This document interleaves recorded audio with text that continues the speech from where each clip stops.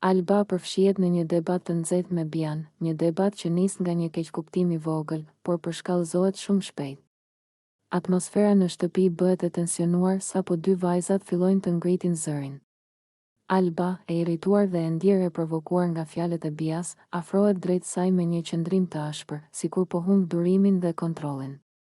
Banorët e tjerë menjëherë i afrohen për të qetësuar situatën dhe për të siguruar që konflikti nuk shkon më tej. Alba, e nervozuar, i drejtohet Bies me tone të larta: "Ti je vajzë e keqe. Nuk respekton askënd këtu dhe vetëm sjell konflikt.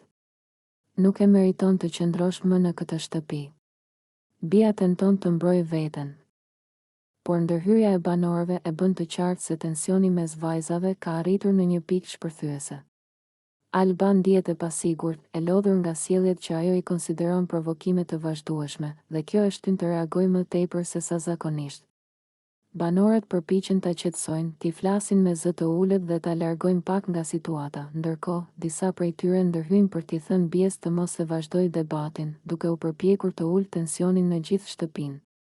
Ndërsa Alba vazhdon të shprehet me nervozizëm, ajo thekson disa herë se e ndjen se Bia po e provokon qëllimisht dhe se sjellja e saj po krijon një atmosferë të rënduar për të gjithë. Situata mbetet e nxehtë edhe pasi debati shkputet dhe të gjithë banorët e kuptojnë se ky konflikt nuk ka përfunduar plotësisht. Ata e dinë se mes Albës dhe Bies do të ketë ende shumë gjëra për të sqaruar, por për momentin e rëndësishme është që përplasja të mos dalë jashtë kontrollit.